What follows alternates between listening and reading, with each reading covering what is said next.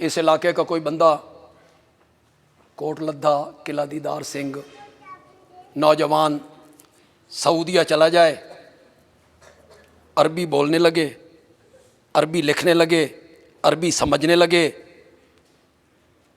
وہاں اسے شوق آیا، ابے نو خط لکھاں عربی چ، ابا خوش ہوئے گا بے میرا پتر عربی بولدا ہے بھی مدینے چ، کتھوں؟ مدینہ شریف۔ اس نے عربی میں خط لکھا، خط کوٹ لدھے آیا، والد کے پاس پہنچا، والد نے نکالا، کھولا، کوئی سمجھ، عربی تھا، کیا کرے گا؟ شاباش، کیا کرے گا؟ ترجمے دا ویل کوئی نہیں، جیلے تو نہ کو قرآن دا ترجمہ پڑھو تو ساڈے کول مرن جوگا ویلا کوئی نہیں، ساڈے کول سر کھرکن دی ویل کوئی نہیں، اس دا تے ویلا کوئی نہیں۔ دکان کھولنی ہے، دفتر جانا ہے، پانی دی واری ہے، میں بتاتا ہوں کیا کرے گا۔ ریشمی کپڑا لے گا، اس میں اس خط کو سیے گا، خوشبو لگائے گا، اے مدینے چو آیا،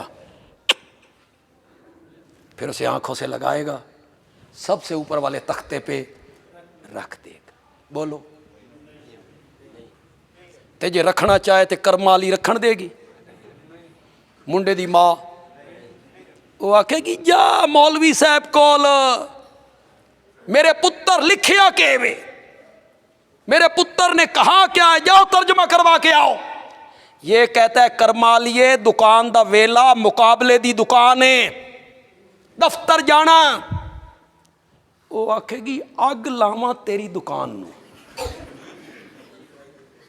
بھاڑ جائے تیرا دفتر، میرے پتر لکھیا کیے، پڑھا کے آ۔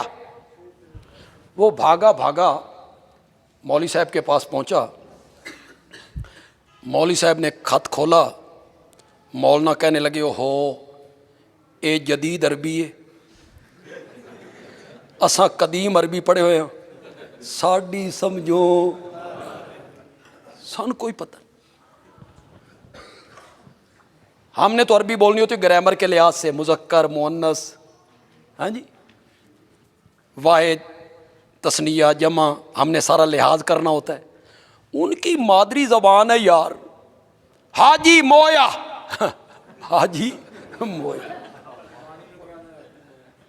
وہ پہلے زمانے مشکیزے لے ہوتے تھے، اب تو کولر ہے نا جگہ جگہ، مشکیزے ہوتے تھے، گلاس ہوتے تھے، وہ پانی پلا، حاجی مویا۔ ہم کیا بولتے؟ حاجی معاون۔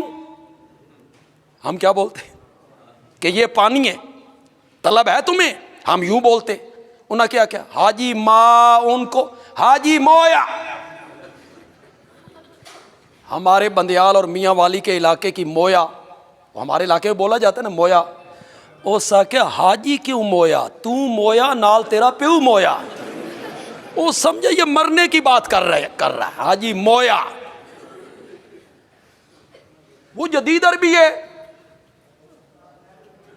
انہوں نے گرامر کا لحاظ نہیں کرنا ہوتا۔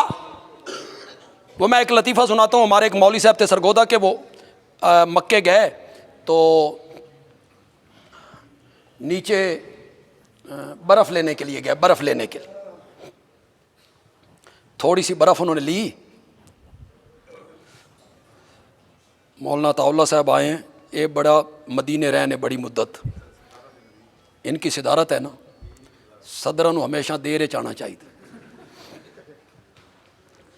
ہم بھی ان کے پاس جا کے رہا کرتے تھے جی، تو یہ اچھی طرح جانتے ہیں عربیوں کو۔ تو وہ کہتے ہیں میں گیا، میں نے برف مانگی، مولانا طاولہ صاحب کہتے ہیں میں نے برف مانگی، اس عربی نے مجھے برف دی، میں نے پوچھا سمن، جتنی عربی اس نو آندی سی، سمن یعنی پیسے، اسے کہا مالش، میں کہا مالش، یہ بھی مولوی تھا، ساڈے پاسے تے مالش، مالش،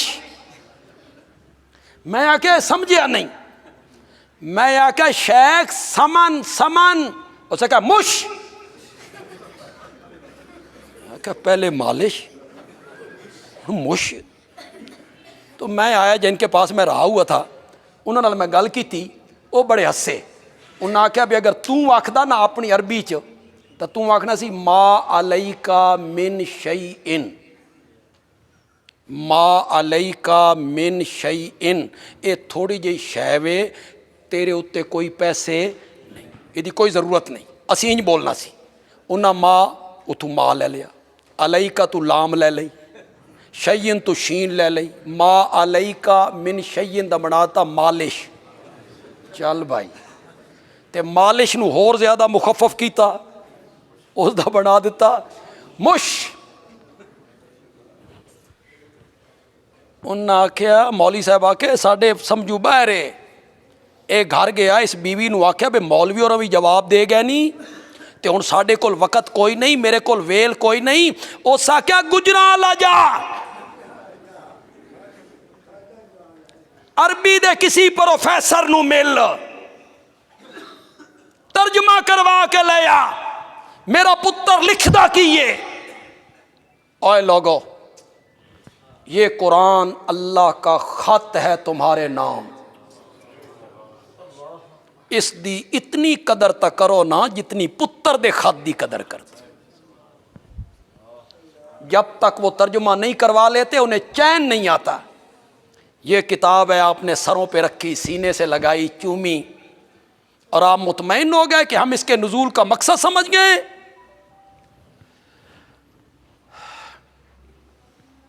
اس موضوع کو یار یہاں چھوڑ دیتی۔ قرآن بڑی عظیم کتاب ہے، اور جتنی یہ عظیم ہے اتنی کیا ہے، مظلوم بھی۔